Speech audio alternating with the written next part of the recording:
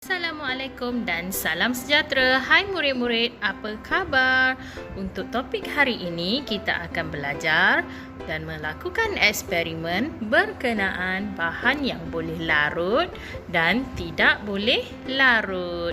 Apa itu maksud larut? Larut ialah apabila bahan tersebut yang kita campurkan dengan air, dia akan menghilang dan mencair. Manakala bahan yang tidak larut pula adalah bahan yang tidak akan bercampur dan menghilang di dalam air. Jadi, di hadapan teacher ada 8 biji gelas cawan plastik yang kita telah labelkan dengan nama-nama tertentu. Garam, kita ada beras, kita ada kacang, kita ada susu tepung, kita ada minyak, seterusnya biji ketumbar, serbuk kunyit dan juga gula. Jadi kesemua bahan ini kita dapati hanya di dapur sahaja. Betul. Jadi kesemua bahan-bahan di dalam cawan ini kita akan masukkan sebanyak 2 sudu besar.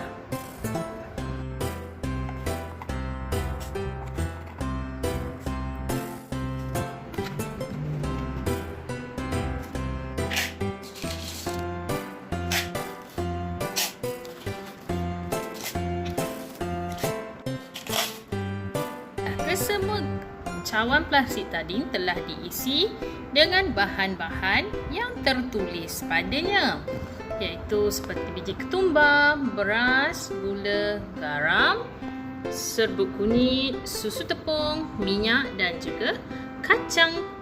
Murid-murid, bahan yang seterusnya kita perlukan adalah air suam dan juga sudu untuk mengacau. Kita akan masukkan air suam ke dalam gelas yang berisi garam untuk melihat sama ada garam tersebut larut atau tidak larut. Hanya separuh sahaja air diperlukan.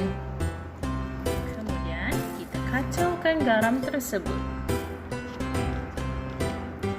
Dan kita boleh lihat garam tadi semakin menghilang dan larut di dalam air.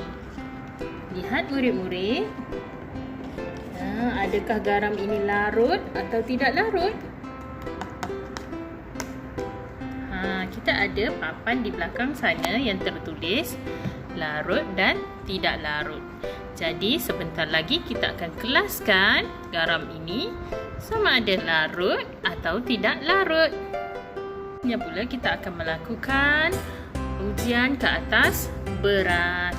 Sama juga air suam dituangkan separuh gelas dan kita akan kacau beras dan juga air tadi.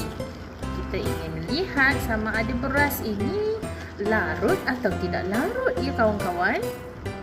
Beras ini boleh cair ke di dalam air? Boleh hilang ke di dalam air? Oh tidak, beras ini tidak hilang. Beras masih tetap dengan bentuk asal dia. Macam mana ini terjadi? Tahukah adik-adik, beras yang dimasak akan bertukar menjadi nasi. Itu mengikut pendapat murid-murid, beras ini adalah larut atau tidak larut di dalam air. Untuk bahan seterusnya pula adalah biji ketumbar. Murid-murid tahu tak biji ketumbar ini kegunaannya untuk apa? Biji ketumbar selalu digunakan di dalam masakan yang tertentu. Oleh itu, seterusnya kita akan menuangkan air suam tadi seperti biasa, separuh gelas di dalam biji ketumbar dan lihat apakah yang akan terjadi semasa kita mengacau biji ketumbar ini. Sama ada biji ketumbar larut atau tidak larut di dalam air. Murid-murid dapat lihat tak? Biji ketumbar masih dalam bentuk asal. Jadi, mengikut pendapat murid-murid, biji ketumbar ini larut atau tidak larut di dalam air. Baiklah, untuk bahan seterusnya pula adalah gula. Gula digunakan di dalam banyak masakan maupun minuman. Murid-murid pasti kenal dan pasti tahu bagaimana rasa gula, kan? Jadi, kita akan lakukan proses yang sama dengan menuangkan air suam ke dalam gula. Banyak separuh gelas untuk melihat sama ada gula ini larut atau tidak larut. Murid-murid boleh meneka dulu sebelum kita kacau. Sudah dapat lihat murid-murid, gula tadi sudah hilang dan mencair di dalam air. Oleh itu, adakah gula ini larut atau tidak larut? Untuk bahan seterusnya pula adalah minyak masak. Minyak masak juga digunakan di dalam pelbagai masakan. Jadi, mari kita lihat sama ada minyak masak ini larut atau tidak larut di dalam air. Ayo kita lihat.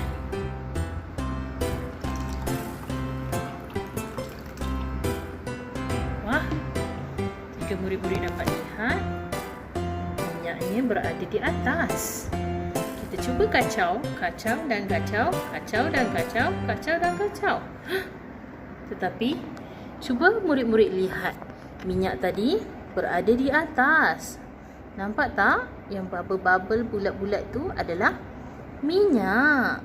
Wah, jadi menurut pendapat murid-murid, minyak ini larut atau tidak larut di dalam air? Cuba fikirkan. Bahan seterusnya kita menggunakan serbuk kunyit. Serbuk kunyit digunakan di dalam masakan. Tahukah murid-murid, jika kita ingin menggoreng ayam, menggoreng ikan dan lain-lain, kita perlukan serbuk kunyit untuk menambah kesedapannya. Jadi, marilah kita melakukan ujian ke atas serbuk kunyit untuk memastikan sama ada serbuk kunyit ini larut atau tidak larut di dalam air. Proses yang sama kita akan lakukan dengan menambah air suam ke dalam cawan ini sebanyak setengah cawan, dan kita akan mengacau serbuk kunyit ini. Jadi, menurut pendapat murid-murid, serbuk kunyit ini larut atau tidak larut di dalam air. Jika kita lihat dengan lebih dekat, tiada lagi serbuk kunyit yang boleh kita dapati pada sudu.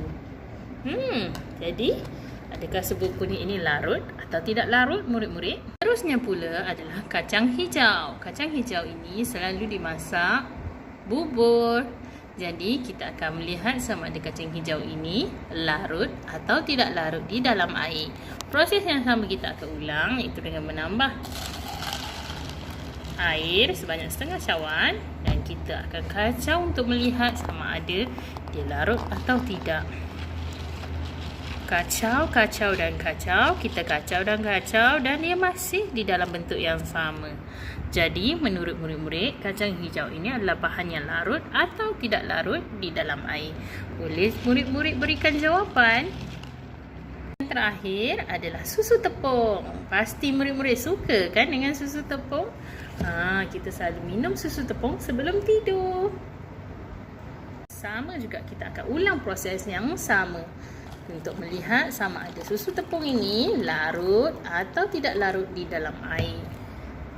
Jadi susu membekalkan kalsium dalam tubuh badan adik-adik.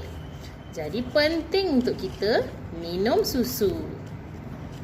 Jadi murid-murid boleh lihat tak sama ada susu ini larut atau tidak larut? Larut atau tidak larut, murid-murid?